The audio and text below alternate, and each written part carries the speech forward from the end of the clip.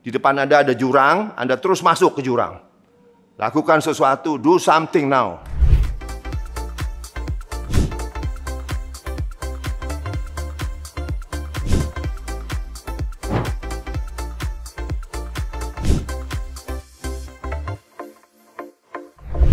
Jumpa lagi teman-teman sekalian. Seperti biasa dari Kilo Gym, Rumah Sakit Siloam Mampang, Jakarta.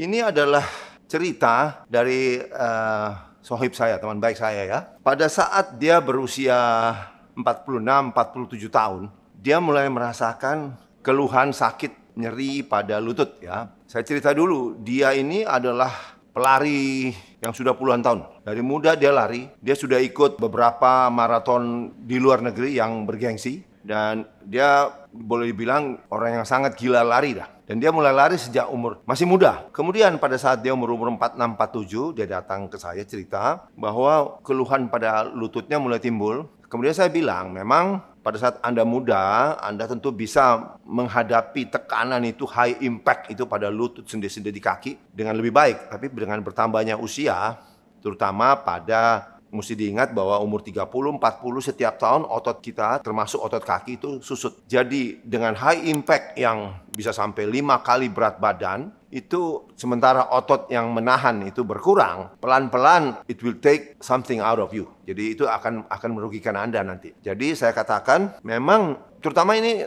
nasihat saya buat orang-orang di atas 50 lah, komunitas saya Kilo. Kalau yang muda sudahlah, jangan berdebat. Saya tahu orang yang gila-gila lari itu tidak mungkin suruh berhenti.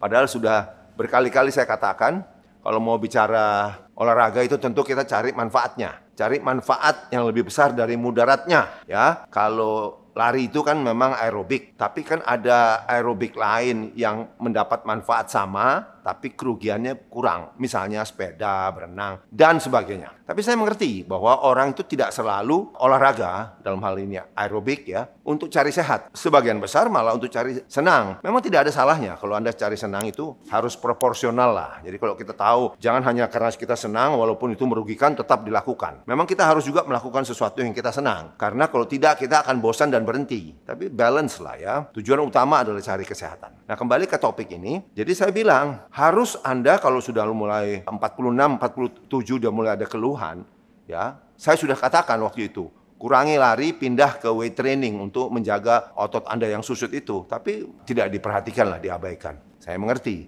Tapi kemudian, sekarang dia datang lagi. Sekarang sudah berumur 55. Nah, ini sakitnya sudah makin bertambah. Tentu saya periksa, setelah saya periksa itu sudah pengapuran osteoartritis grade 2. Saya bilang, kalau Anda tetap lari memberikan high impact, nanti ini makin jelek. Bagaimana mengatasinya? Ya harus berat badan Anda tidak berlebihan sih, tapi otot Anda kurang. Ingat ya, sekali lagi saya bilang ya, lari itu aerobik, tidak membentuk otot. Kalau Anda masih ngotot, itu otot saya bisa terbentuk. Anda lihat pelari-pelari maraton, itu juara-juara yang dari Afrika, dari Kenya. Badannya semua, badan-badan selembar semua itu. Ototnya habis itu semua. Ya, jadi dengan otot habis, siap-siap sendi Anda akan menderita. Itu sebabnya saya bilang, nah kalau sekarang udah 55, sudah waktunya untuk mencegah supaya pengapuran Anda jangan menjadi buruk, tambah buruk. Anda harus pindah ke latihan beban, strength training, resistance training, latihan kekuatan otot ya. Tapi tentu untuk pindah langsung itu susah. Makanya kita ajarkan, daripada masih sangat cinta sama lari, kita ajarkan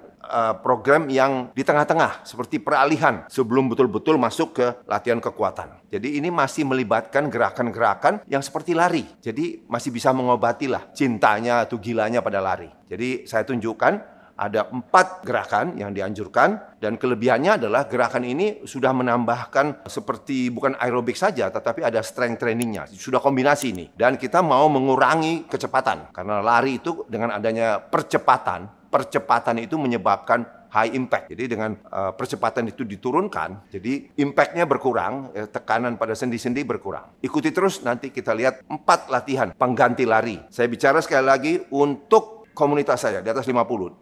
Yang muda, suka-sukalah. It's your life, your choice, your options. Saya nggak campur. Tapi kalau Anda tanya saya anti lari, sudah tahu lah. Oke, teman-teman, kita siapkan dulu nanti latihannya. 4 macam.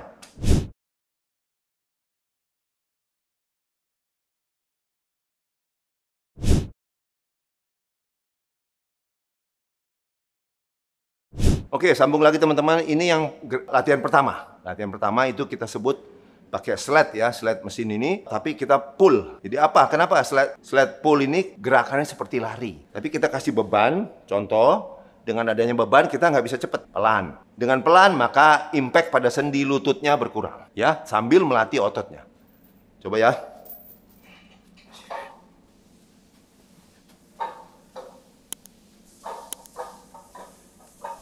Coba dilihat, gerakan ini adalah seperti gerakan lari tapi dalam slow motion. Sambung lagi, kita lihat sebaliknya. Sekali lagi, gerakan ini seperti lari. Jadi mengobati Anda yang cinta lari. Tapi karena dikasih beban, jadi kita pelan ini. Tapi Anda lihat, gerakannya seperti gerakan lari.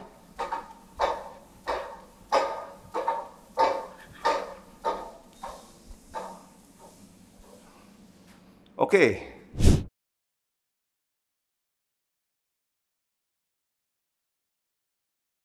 Jangan lupa muscle is medicine. Gerakan kedua adalah, ada 4 gerakan. Gerakan kedua adalah kita sebut incline plank marching. Marching incline plank. Jadi apa itu? Planknya gini, di atas saja, makanya kita bilang incline. Incline-nya miring. Kemudian kita tahan seperti plank. Tapi kemudian kita mulai marching, jalan.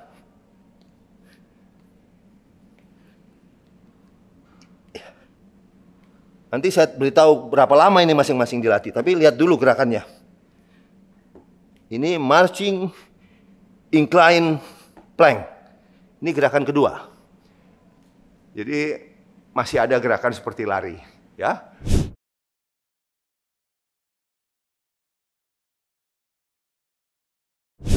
Gerakan ketiga adalah reverse lunges, ya. Saya pilih reverse ya. Lihat gerakannya adalah ini selebar pundak atau lebar sedikit boleh. Terus waktu ke belakang jangan ini satu garis, tapi tetap selebar ini supaya balance Anda baik. Lihat ya. Boleh tangan ke depan atau gimana supaya Anda jangan jatuh. Ya. Ini kemudian waktu naik Anda tekan dengan tumit supaya bermain gluteus dan quadricep. Kembali. Kemudian sisi satunya.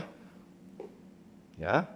Ini naiknya dengan tekanan ini, kaki depan, tumitnya, dan quadricep. Ya. Jadi ini bisa dilakukan berkali-kali. Kalau sudah berkali-kali dilakukan, sudah bisa dengan agak cepat. Dan ini seperti lari sebenarnya. Dan ada kelebihannya, lihat ya. Pada saat begini, ini kita stretching hip flexor. Hip flexor kita stretch ini. Ya. Selain gerakan seperti lari. Ya. Dan juga core dijaga. Demikian. Dan ada tips lagi, ini jangan bengkok-bengkok gini, cave in atau cave out ya. Ini lutut ini sama dengan kaki. Itu gerakan ketiga, nanti menyusul keempat.